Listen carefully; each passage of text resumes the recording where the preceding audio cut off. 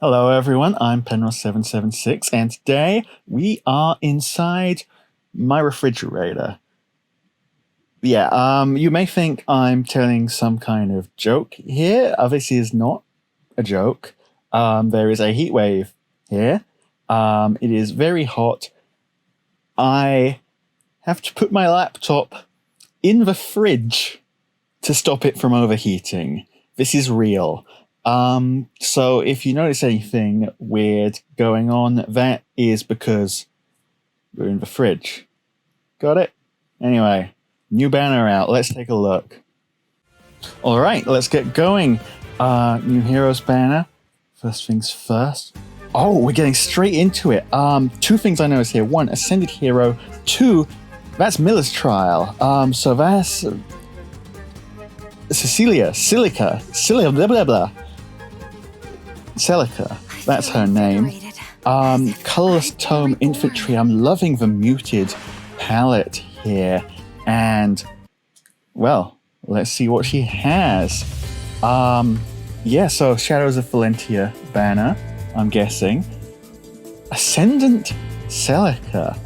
Who would have guessed? And armed with Miller's Testament. Accelerate special trigger, cooldown count -1. It is an Ascendant unit. Who would have guessed that there would be a slaying effect on it? Not me. No, we saw this coming a mile off. If unit initiates combat within 2 spaces of an ally, grants attack speed +6 to unit during combat, neutralizes effects to inflict special cooldown charge -X on unit, deals damage equal to 10% to foe's attack. Interesting. Also, if unit's HP is greater than or equal to 25% and foe would reduce unit HP to 0, Unit 8 survives with 1 hit point. Once per combat, does not stack with other non-special effects, but got it? Okay, so attack speed +6, half of the tempo, it's the aggressive half, it's the I'm getting my specials off no matter what half. 10% of foe's attack has dealt damage, and a miracle. The miracle is interesting. We've seen this kind of effect before on some units, on what's his face? Harmonic Leaf, on what's his other face? Seliph? It is Seliph, right? I'm thinking of. And of course Hell had it as well, and the 3 miracles are always really surprisingly strong. Miracle as an effect, just letting you hang on through getting killed, really gives you a lot of freedom to go very aggressive on your build and not have to worry so much about the fact that you're dying, because you're not. You get to live, right? And that looks like exactly what they've done here, actually, with Life and Death 4 in the A slot as well. Aside from that, you've got your attack speed +6 again. You've got your tempo, so you're charging that special and you're firing that special off. And the dealt damage is also nice. Just a very pure offensive focused weapon here with that miracle to completely back up the lack of defensive whatever going on. The B slot, we have same as legendary Celica here, Soul of Zofia.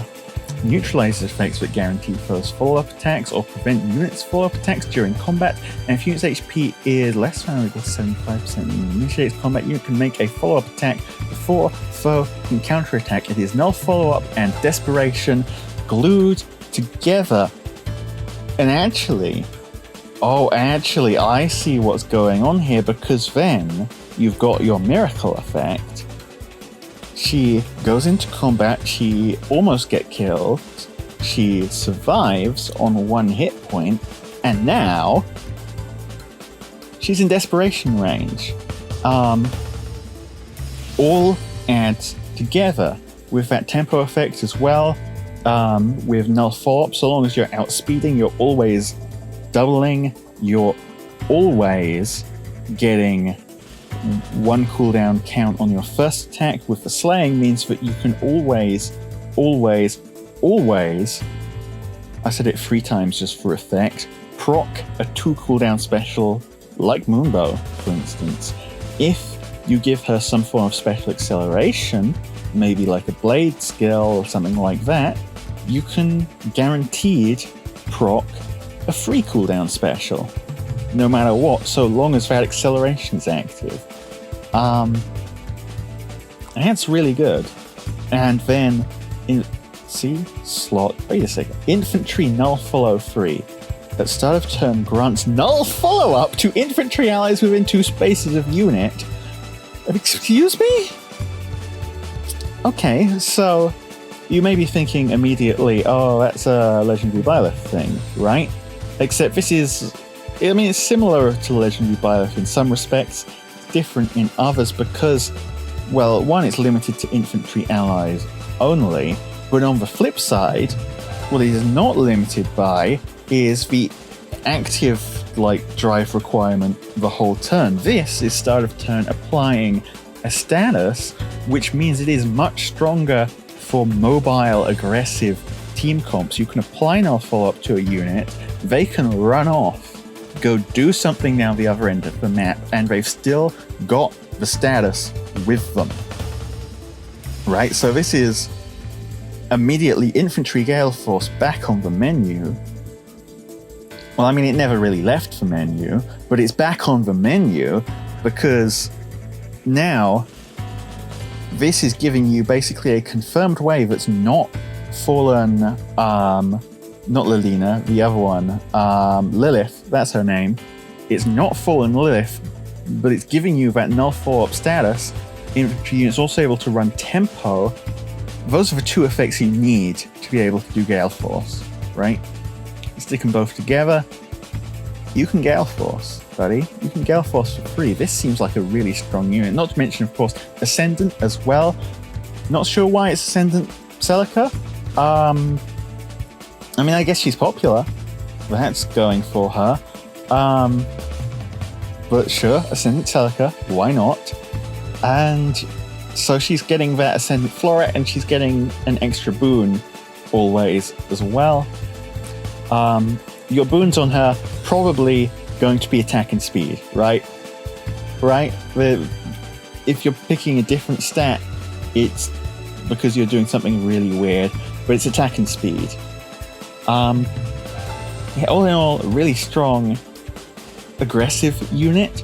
Notably, the fact that the condition is initiates combat or is within 2 spaces of an ally means that technically, all this unit's effects, except for specifically Desperation, are dual phase. So you can potentially do something really stupid with that, but just because you can doesn't mean you should. You're primarily probably going to be using this unit to run into things and murderize them, which is cool. Well, that's a hell of a start, and if we're starting with an Ascendant, I assume we're only going in a direction from here. Let's see your animations. Let's see your animations, I said. Here we go. Oh, I still love that music. This is one of my probably top 3 Shadows of Valentia tracks. Miracle kicked in, and blammo. Big damage. Love to see it. New heroes join the battle. Okay, I guess we skipped this at the start, so we got to put this now. Who is that? Est? Sweet Baby Sis. I know you settled down, and then I got kidnapped by pirates. You did get kidnapped by pirates, Est. That was definitely what happened. I guess we finally have the full Valentia trio of Pegasus Knights going on here.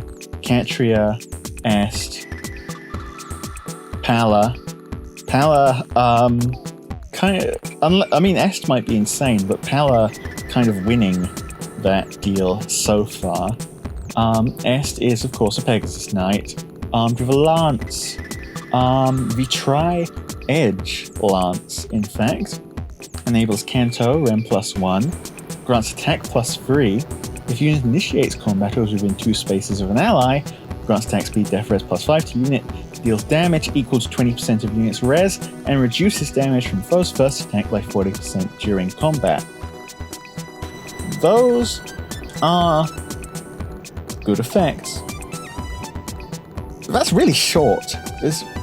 Okay, so let's stick it all together. Kanto, attack plus 3, plus 5 to all stats, damage equal to 20% of res, 40% DR for 1 hit. Yeah, that feels like a very 2022 unit. Alright, this best is more or less the definition of what a 2022 unit is getting in their kit.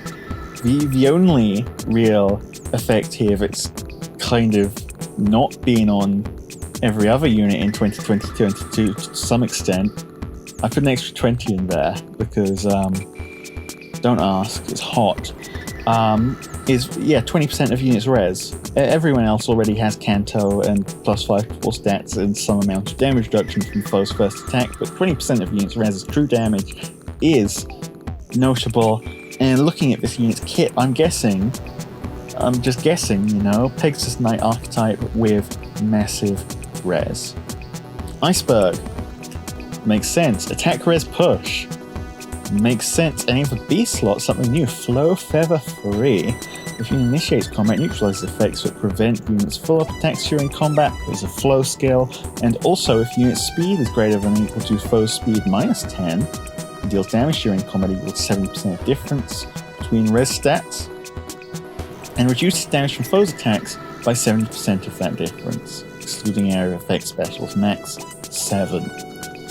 So, in other words, this is Flow Flight, but for res, which makes it, on the one hand, a very neat skill, on the other hand, a skill that a very narrow set of units are actually going to want to use, but it is definitely the flow ones where you can run them. I definitely call an upgrade over Wyvern Flight, Pegasus Flight, because 1, you're getting that half melt flow up, that's good.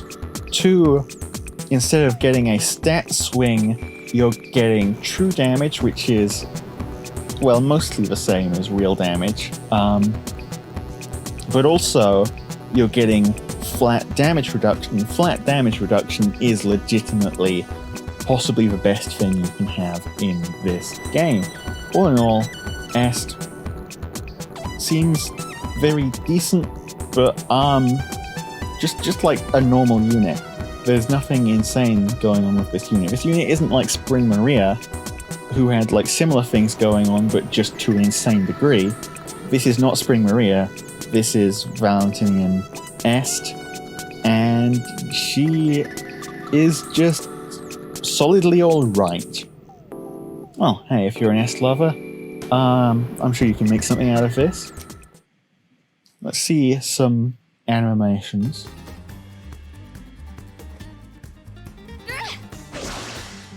Yeah, there we go. Oh, I'm ready. Oh, she's ready. Third up. Whose silhouette is that? That is... Oh, what's his face? Kamui.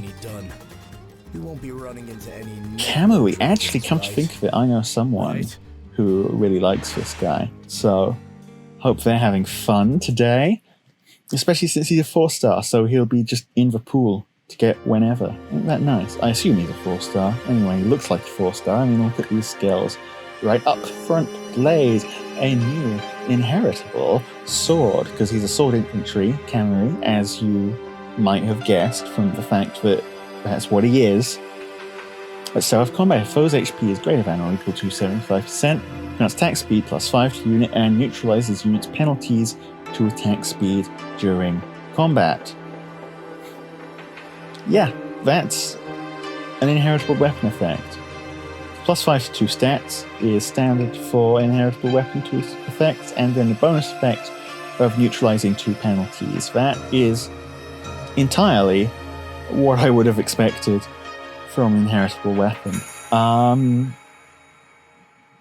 Yeah, I mean, it's an attack speed weapon, which is nice. A lot of these can end up being attack defense weapons, which are also good, but sometimes you want speed, right? And here it is. Speed. Luna, very normal skill to have. Speed defense ideal, 3. Start of combat, if unit's HP is 100% or if bonus is active on unit, grants speed defense plus 5 to unit during combat. Ideal, I guess, works kind of well with the weapon, just because you've got penalty neutralization, so you're kind of less scared than you might otherwise be of effects like panic. And in the C slot, attack defense oath 3. Units adjacent to an ally grants attack defense 5 to unit for 1 turn. One kind of awkward thing going on here. I said at the beginning that his inheritable weapon is an attack speed weapon, which it is. It neutralizes units' penalties to attack speed, meaning that you don't have to worry about panic on your attack speed penalties or bonuses, right? Here's his C slot, giving him bonuses to attack and defense. So, okay, not perfectly synergistic out of the box. On the other hand, even though the O3s are, like, nice, they're kind of okay, they're also really promising in the fact that last banner, we saw the arrival of Oath 4. Oath 4 grants an orders effect, making it very good, right? Kids love orders. Orders is one of my favorite ability skills in the game, as you might have guessed if you watched my defense team for like any amount of time. This is not an 04, this is an 03, but it being an 03 that you can just grab from the 4-star pool whenever means that, well, not whenever, you've still got to roll in, obviously, but this means that when attack defense 04 comes out, that's going to be real easy to inherit. And I mean, you can use him to inherit speed defense ideal 4 as well, but who are you running that on? Huh? Tell me, who's your speed defense ideal 4 unit? I mean, it is a skill that exists, and it does presumably work in some builds, but no, seriously, who are you putting speed defense ideal 4 on? Please tell me. Okay, so all in all, nice skills to inherit. This guy's got great inheritable skills. They kind of awkwardly fit together as a coherent kit for himself, but I guess that is the way that 4-star units would rather be anyway, because you're probably not running their 4-star base kits on them. If you're building these units at all, you're probably giving them fodder of some kind, right? Right? So yeah, good day for Kamui fans. He's right here, he's in the video game. Have fun. And we should have one more unit on the banner. Let's see who that is. Oh, well, first... I'm just in it for the money. Oh, yeah, money. Music change. Yet another new hero. Oh, wait, because, this is Ymir from the Tempest Trials, which just finished. Ymir, dragon of life and Ooh, steward our of its third realm. Cav dragon as well. She is, in fact, a green Cav dragon, and would you look at that wall of text. Okay, so Ascendant and Ymir are the 2 chase units for this banner, I'm guessing, assuming this wall of text doesn't say something immensely stupid. Anyway, she is equipped with the ever-living breath.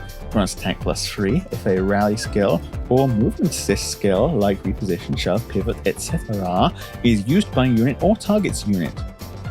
Restores 10 HP to allies within 2 spaces of unit and target after movement, then neutralizes any penalty on those allies, includes unit and target, does not stack even if effect ranges of unit and target overlap. Oh, so it's a... well, I guess there isn't really a flat equivalent to it, but it's like your odd or even recovery, except instead of being odd or even recovery, it's triggered by any sort of assist interaction. Very fun. At start of combat, if unit's HP is greater than or equal to 25%, grants attack speed defense res plus 5 to unit during combat, and unit makes a guaranteed follow-up attack. And if Rose range equals 2, she's a dragon, she has adaptive damage. Okay, so yeah, recovery on assists, and that's both assists she's using and assists that are targeting her. It's definitely interesting, definitely very interesting. That lets you cleanse a lot of penalties, and there are some pretty nasty penalties that are going around in this day and age.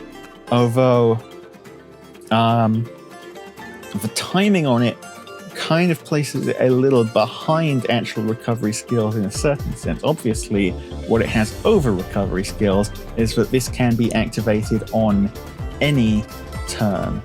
But what it has under, or I guess below, recovery skills, and I'm thinking of this from an A4A's defense perspective because that is the main mode that I play. You've seen my channel.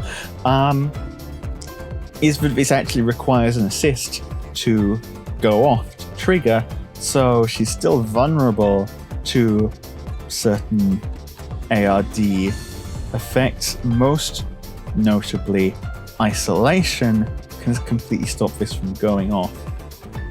Is that an issue for everyone else? No, just me. And even then, people usually don't isolate rally units anyway, but aside from that, put her up front and it's very easy to have her rally or get rallied and just completely cleanse your team. Sounds good to me. And then obviously +5 to all stats, and unit makes a guaranteed follow-up attack. Great. Those are on a 25% HP condition, which means they're almost always going to go off, and especially since she's healing off of her assists, that's really gonna go off a lot. And yeah, there's no once per turn limit on that either. I know, so if you've got a dancer, you can presumably movement assist her twice, like Repo, to heal 20, which is pretty great. She has rally up attack plus. You love to see it. Rally up skills are still one of the hardest things to pick up in this video game, despite the fact that they've got really unique AI effects. They're really weird compared to every other rally in terms of how the AI handles them, which can be useful if you know how to control the rally up, although it is a pain.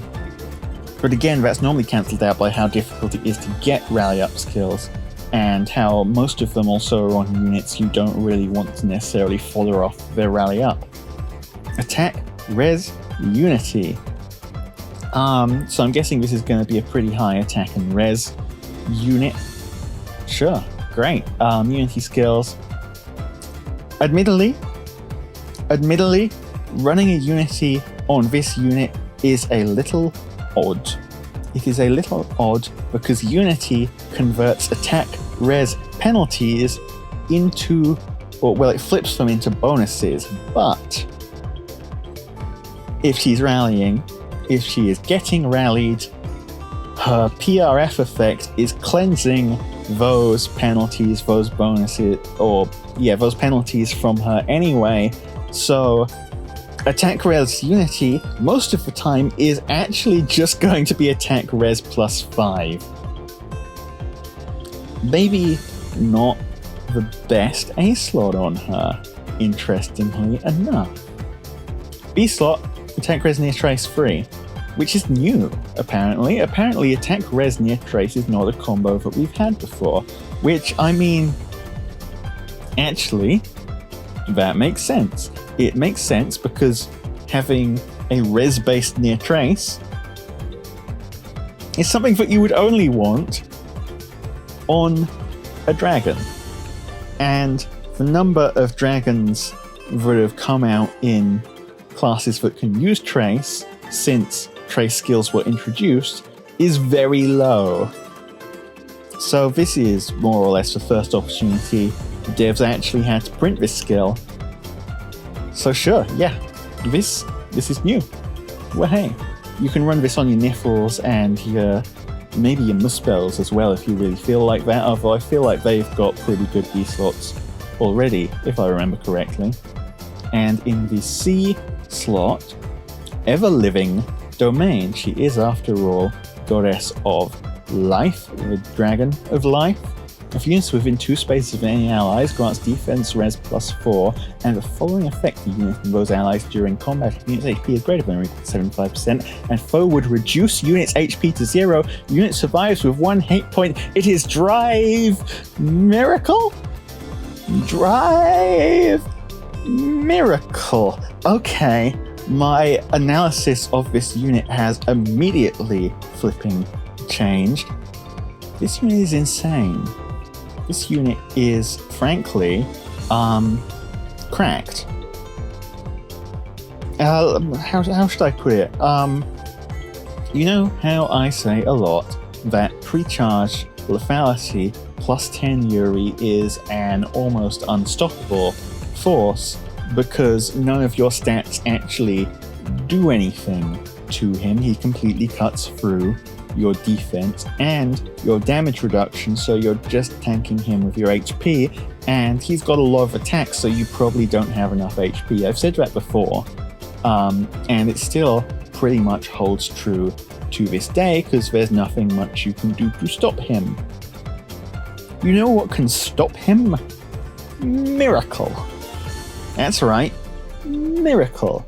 If you've got a unit who can tank basically everything except dice to lethality Yuri, which a lot of save units pretty much can do,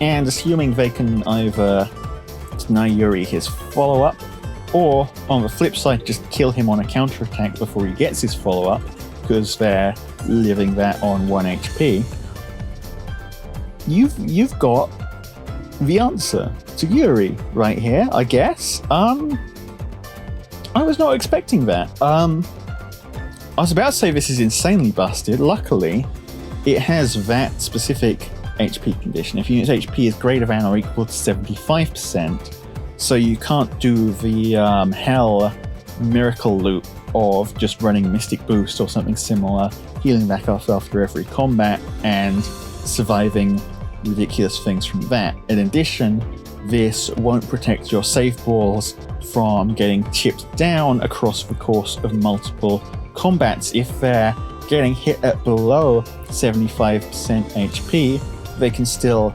die. You've got to keep them topped off. But if you're running a unit who can mostly take down pretty much anything and just has one specific counter who almost completely obliterates them, you're not obliterated anymore. This does also, because of that condition, lose to AoEs, so that's nice. Or, well, it's not nice if you're relying on it to save you from AoEs because it won't work, but it's nice that AoEs still remain a fairly effective option for cutting through this sort of effect. It's good that we're not walling everything out here. But yeah, that is a really fun and really unique effect. I think this one's definitely one to consider for Aether Raids. There's still a lot of video left. Let's see what's going on there. Actually, first on, let's see her animations. Oh, that is a really cool dragon design with the plant horns and the water flowing from the tail. Holy shit, that's cool. Here are our units. Yep, there's some kind of story going on. Who is that? That is... Who the hell is that? It's Atlas! I almost didn't recognize him because I didn't frickin' use him. Kind of sucks. Well, Atlas. Okay, is he gonna be the GHB then? Let me just check on my phone. Let's get the video going while I check, because there's some more stuff going on here as well. Fire Emblem Heroes, Twitter, Nova. Yeah, Atlas is he's a non-focused 3-star and 4-star like they did with the previous Ascendants of, not previous Ascendants, the previous Tempest Trial characters. So who's the Grand Hero Battle?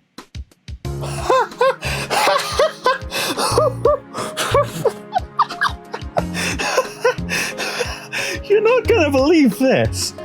Grand Hero Battle. It's fucking Brigand Boss! Brigand Boss, known criminal, will be the Grand. Oh my god! He's finally in. Brigand Boss, the infamous, for a long time the only character votable on CYL who did not have a name, got pipped for post of winning CYL by Gatekeeper, who also doesn't have a name. But the fact that he's in the video game at all is fucking hilarious.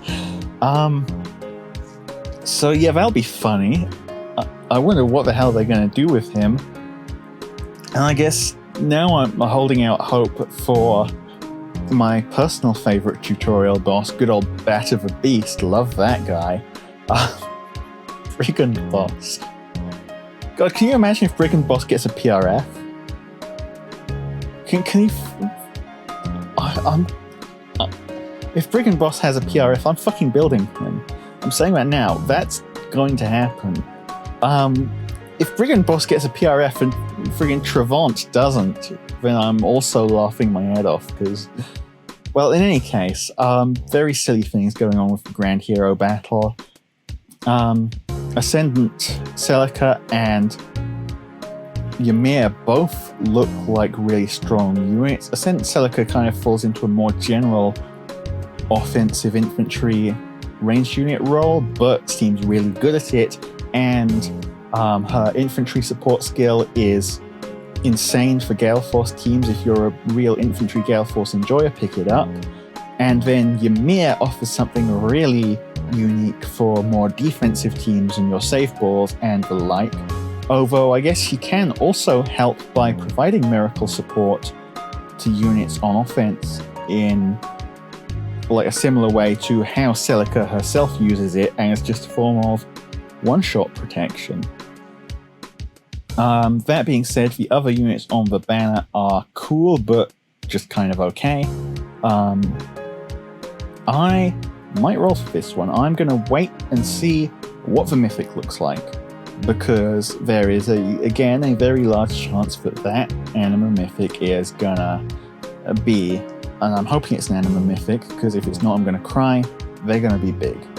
But I'm going to wait until then, and then depending on how many orbs I have and what the situation looks like, I might spark this one, pick up Ymir, just to expand my options for defense team strategies, and hopefully pick up the Ascendant on the way so that I can ascend Merlinus, because he deserves it.